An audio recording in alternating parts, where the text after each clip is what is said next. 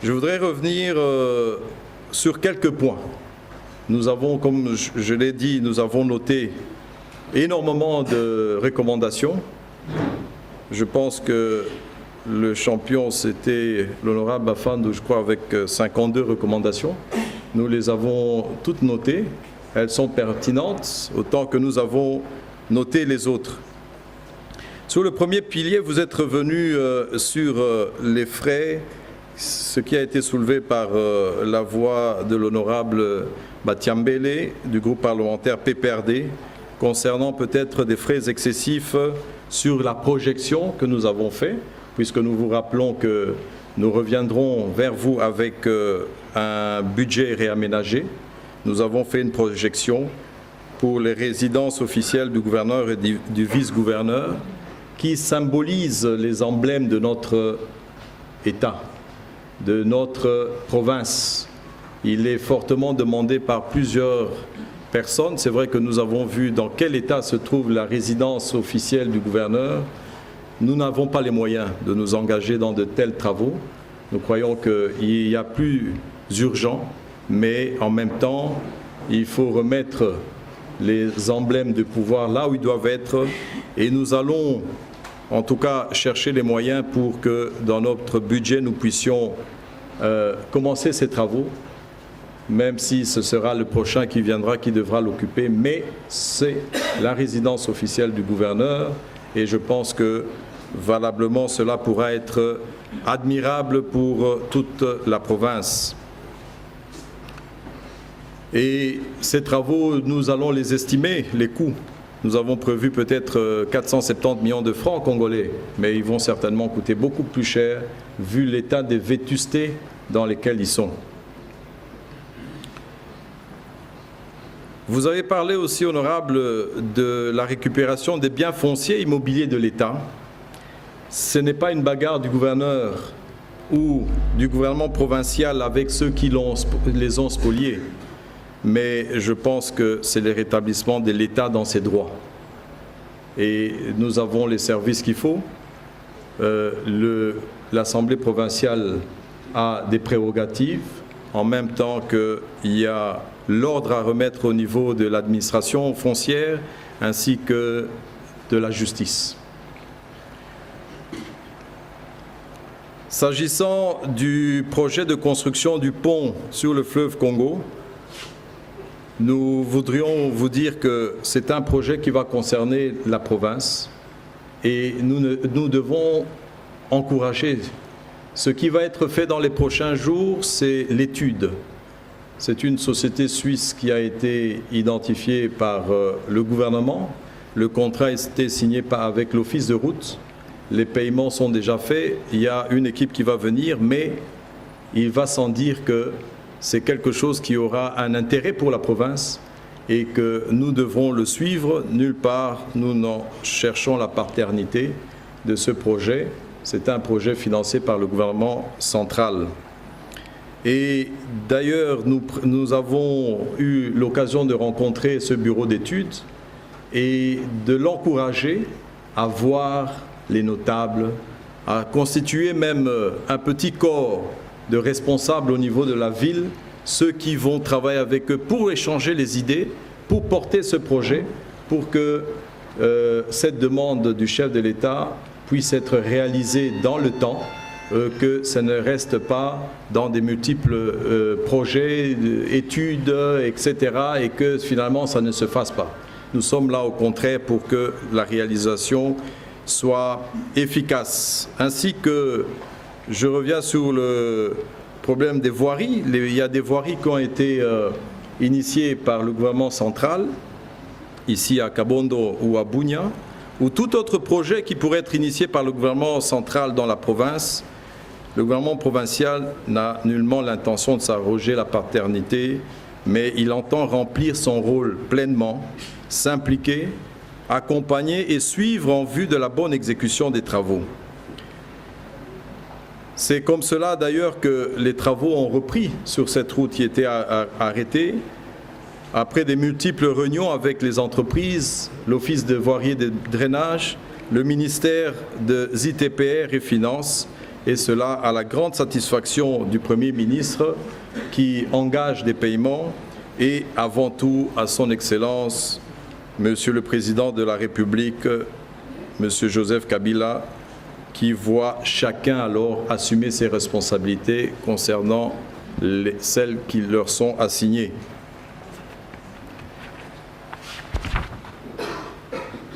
Il est aussi de même de la question qui a été posée par l'honorable Bafandou sur les projets de construction des édifices qui doivent abriter les sièges des gouvernements provinciaux et des assemblées provinciales de futures provinces.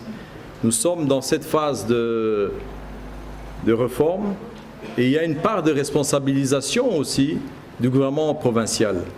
Donc il va sans dire qu'ensemble avec vous, la structure politique, la première structure politique de la province, nous devons réfléchir. Nous devons trouver les voies et moyens pour identifier les sites qui vont abriter tous ces bâtiments et pour que nous puissions avoir une administration qui va fonctionner sainement et non pas seulement des propositions peut-être qui pourraient tomber des structures d'accompagnement, étant donné que nous avons des structures comme le PNUD ou bien certaines ONG qui accompagnent notre gouvernement en cette matière. L'honorable Bafan doit encore relever la difficulté de l'obtention des titres immobiliers et fonciers. C'est vrai que tout cela n'est pas normal.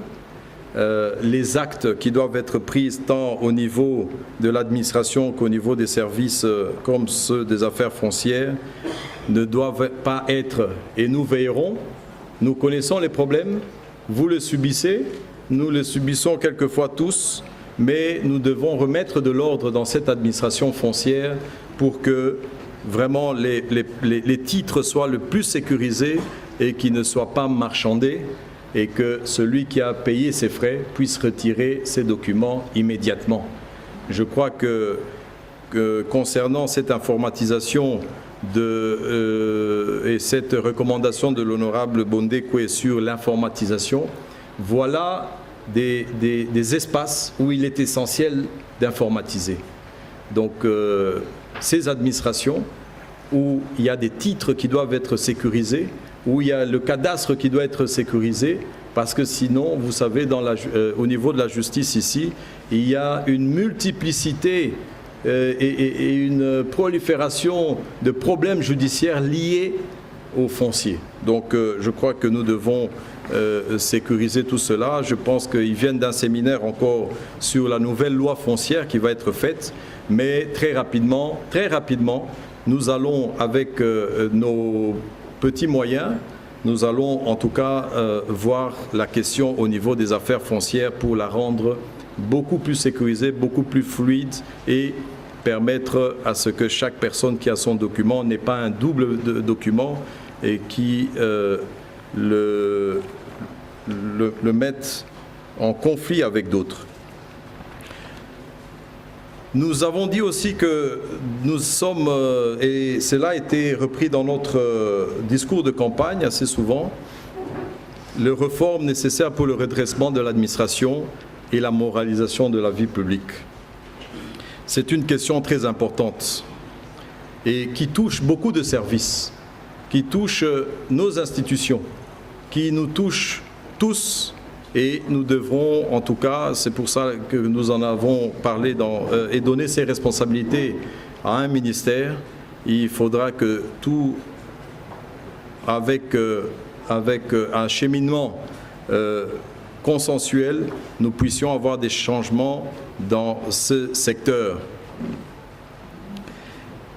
Il en est de même de renforcement des capacités des fonctionnaires, comme je vous l'ai dit plus tôt. Il y a un séminaire qui est prévu donc avant la fin du mois. L'honorable Atipandi est revenu sur cette question et nous en tenons compte. La question qui a été posée concernant la réhabilitation de l'aéroport international de Bangoka. Oui, il y a un projet qui existe, un budget aussi existe. Les appels d'offres ont été annulés il y a à peu près 2 mois. Des nouveaux ont été relancés.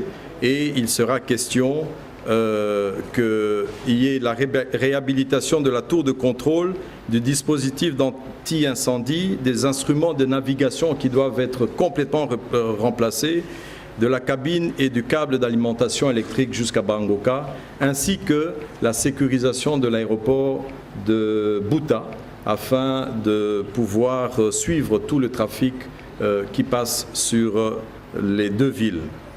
Donc cela est en cours et je pense c'est géré entre le ministère des Transports, la RVA et la BAD. On a eu à appeler même Tunis pour avoir des confirmations dans ce sens-là, et ce sera tant mieux, notre aéroport pourra être parmi ceux qui sont le mieux sécurisés. En même temps que nous savons et nous avons discuté avec la RVA pour la possibilité de rechercher des financements pour la réhabilitation du hangar, de l'aérogare. Donc là aussi, c'est une question, il n'y a pas de budget pour le moment, pour 2013 au niveau de la RVA, mais nous avons eu une réunion avec la RVA à Kinshasa et nous avons passé ce problème en revue. Il y a beaucoup de questions qui ont été résolues, beaucoup de réunions ont été faites par votre gouverneur au moment où j'étais à Kinshasa, et toutes ces questions aujourd'hui, nous avons quand même eu un suivi qui est fait régulièrement parce que nous savons où se trouvent les dossiers. Concernant la réunification des voies routières, oui, nous avons dit que nous devons faire tout pour que les districts soient reliés. Voilà pourquoi nous vous avons donné un certain nombre d'axes routiers. En tout cas, ce sont les plus importants pour que, si ces travaux démarrent, nous puissions vraiment relier les différents districts. Et il ne faut pas oublier qu'il y a un programme aussi au niveau national qui est fait. Et je vous ai parlé de la route de Kisangani-Nyanya-Komanda-Luna et de la route qui est prise, le tronçon qui est pris. Voilà pourquoi nous ne pouvons pas actuellement intervenir, parce que ce tronçon de Nyanya-Wamba, Iziro est déjà pris en charge dans l'enveloppe des 44 millions de dollars qui ont été mis en jeu pour la réunification de la République démocratique du Congo. Le problème concernant la construction de l'hôtel du gouvernement sur le site qui était dédié au stade Omnisport, nous en avons pris acte, mais ce type de problème se pose souvent là où il y a des infrastructures de l'État et qui n'ont jamais fait sécuriser leur domaine par des titres. Nous allons nous atteler, nous allons donner des instructions. Je sais que ça a commencé pour pas mal d'autres infrastructures et d'autres bâtiments pour que chaque structure puisse avoir ses titres et pouvoir être sécurisée. Cela sera repris aussi dans le travail du développement urbain de la ville de Kisangani que nous comptons consolider.